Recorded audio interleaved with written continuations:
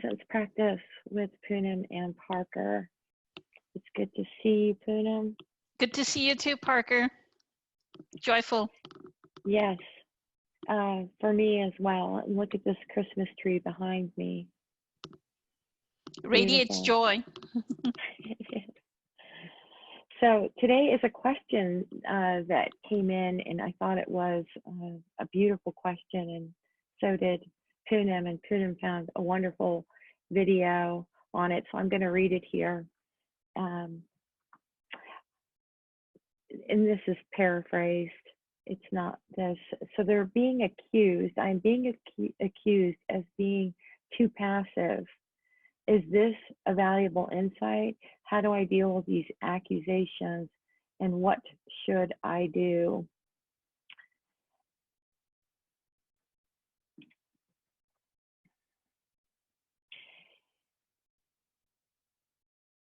Who is saying this? That you're too passive? What is the state of their consciousness? How is it being presented to you? How does it feel when it's coming to you? And to know that this insane world will, he'll call Eckhart Tolle a charlatan at times, or that misunderstand some of his teaching, try to study it like text that needs deciphered instead of hearing it from beyond the mind. They're not ready. They're not ready. And so when people have a comment about you, at all, whether it's a compliment or whether it's an observation, then watch what comes to you after that. Do you have a judgment or maybe a pattern of behavior that is constructed around how people see an identity of you? Is there any part of us that wants to be or needs to be understood that's a victim of that? There's so many wonderful patterns that can be uncovered when we're when something comes to us and we're provoked to the point where we need to ask the question, right? That we're bothered by it. And I'm more interested in that and sitting with that reactivity in the body of not being understood, or then questioning whether or not you're doing something right. It takes no effort to be yourself. And if you're at peace and sitting in the present moment, and you understand the difference between surrender. It's not passivity. It has a tinge of almost aggression in it, or anger in it. We're definitely there's some resistant quality to using passive. It's like passive aggressive is the term that's often used together. So it's almost like I'm resigned to this awfulness exactly as it is, so I don't care, and so that has a particular energy field. But surrender is a high quality acceptance. Your face is joyful no matter what, because you understand that what is cannot be otherwise than how it is. And that to move constructively, we pull all our thoughts about what is back into our body, and then we can behave constructively. So how do I deal with these accusations? Just overlook it. It sounds like unconsciousness to me. I'd love to hear this video that you have, Poonam. I hope I have it marked exactly where it needs to start. So let's see. We'll do our best. That's all we can. Thank you.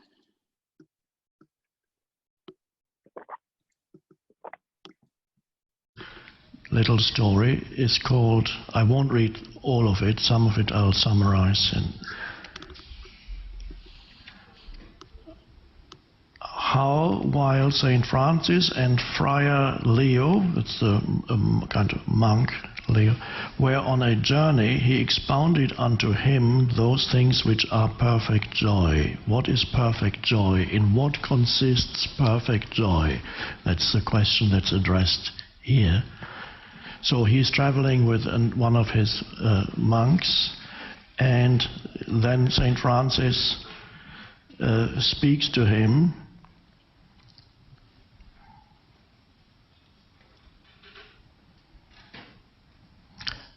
To explain to him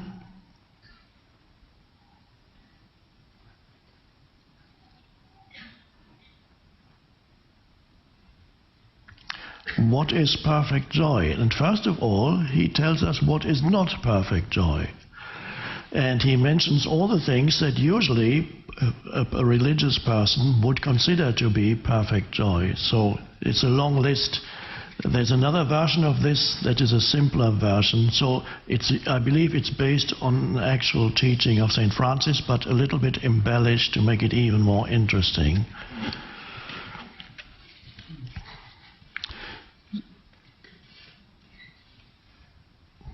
So St. Francis says, well, when he is asked in what consists perfect joy, St. Francis says, although the friars minor, they're called, I don't know what the Italian is, in order not to give yourself a self-importance, he calls them the little monks, the little friars. In order not to create an ego, he used the opposite. We are the little friars, so they're called the friars minor.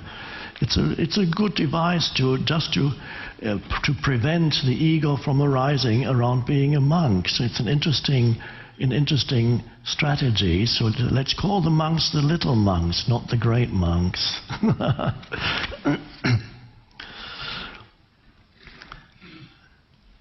So he talks to Leo, the monk that's traveling with him. Although the minor friar should give sight to the blind, make straight the crooked, cast out devils, make the deaf to hear, the lame to walk, and the dumb to speak, and, what is a greater thing, should raise who have been dead for 4 days. Please note that therein is not perfect joy. And then they walk a bit more, and then St. Francis talks again and says, even if the friar knew all tongues, all sciences, and all the scriptures, so that he was able to prophesy and to reveal not only things to come, but also the secrets of consciences and souls, note that therein is not perfect joy.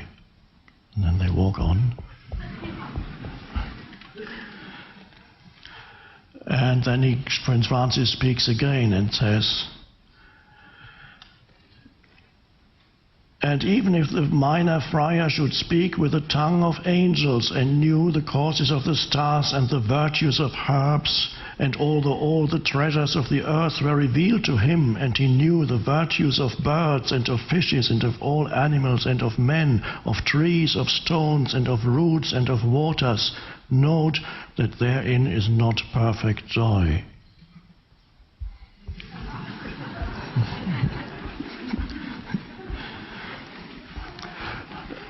And although the minor friar should know to preach so well that he should convert all the infidels to the faith of Christ, note that therein is not perfect joy. And he goes on. And then the monk accompanying him says, Father, I pray 3 times in the name of God to tell me wherein is perfect joy.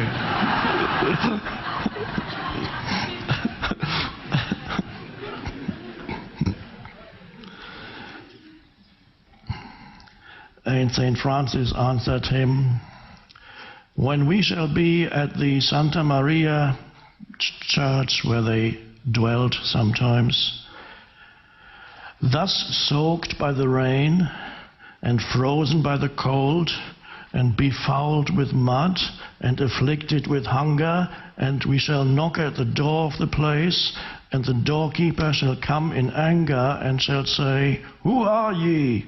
And we shall say, We are two of your friars.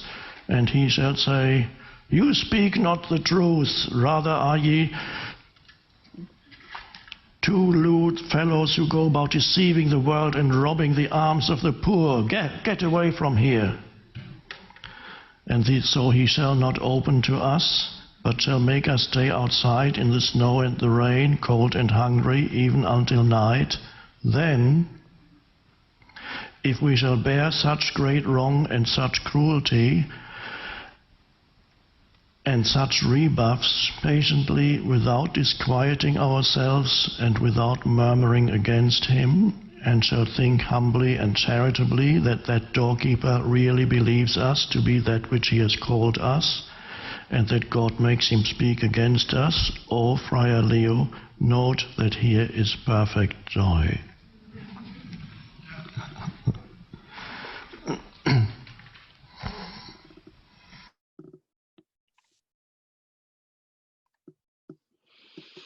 Isn't that It's like a beautiful? one-man show.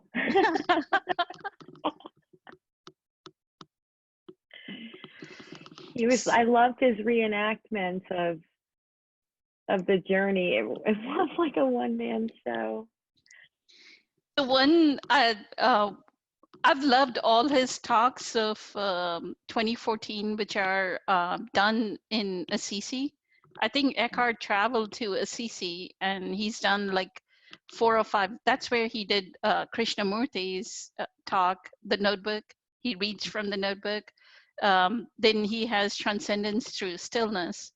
And then this talk is named The Spirituality of St. Francis. So what I would tell the questioner, there are 3 parts to it. One is this example that Eckhart gives of St. Francis, right?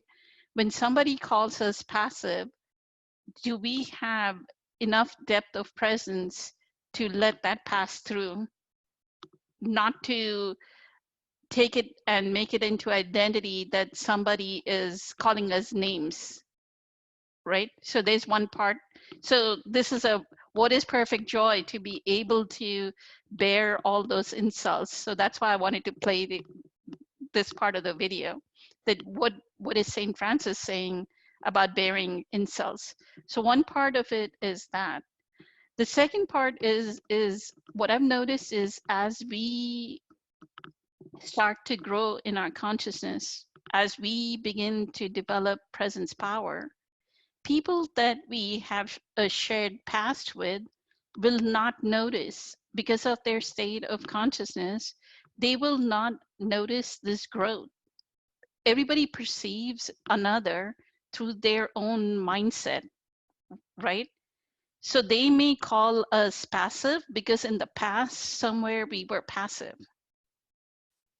So that's the judgment of the level of consciousness that the person is. So if this person who's accusing you of being passive is somebody you have a shared past with, they may not notice that now you have presence. So that's another second part to it. So have compassion for their level of perception, that they are stuck in their prison of their perception, right? They're looking at us as a passive person. They're looking, they have a filter in front of them, and they may look at somebody, like if you were angry in the past, they call us angry people.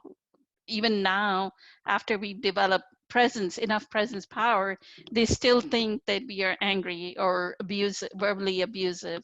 They still think that we are the same person, right?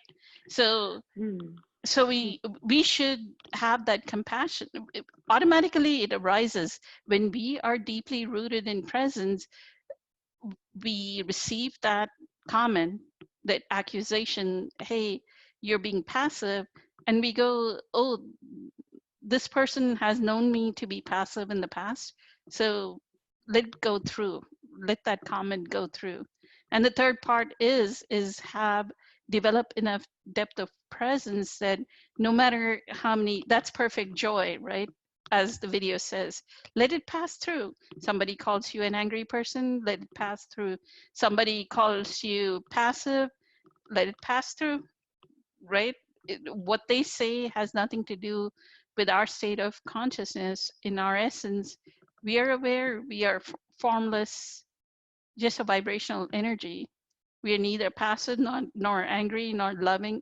I mean, love and empathy and compassion automatically arise out of presence, so that we are always, no matter, that's like a default state of someone that is in presence. So all this is just mind energy of somebody else. So forgive them for no, they know not what they do. So let it go. Yes.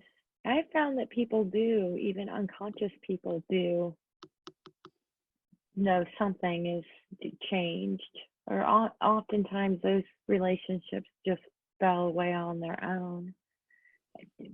I think Eckhart says something like that, and I've seen it with others as well.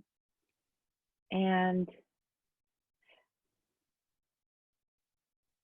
I have known someone that's been unconscious and then knew them to become conscious, to start being conscious. And I never said one word about meditation or Eckhart or anything to them. You just leave people alone, right? But when it was time for them to wake up, they did come and knock on my door for that. So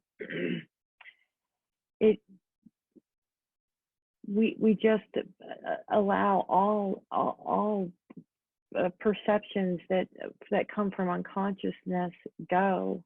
We let it go. If someone comes to you and says, "Friend, here is a thing that I feel compelled to talk with you about," and it's coming not from a place of being right, not from an opinion or a judgment or a perception of you, but it's coming from true care. I want to hear about that too. Thank you, friend. But if it's somebody that is responding, I found that you don't even have, if someone is around you, even if they may have carried a grudge or an anger for you, if they're around you without saying a word, it gets put away. They forgive you oftentimes. But we've kind of gone down the money hole. I love that video. Thank you, Puda. Thank you, Parker.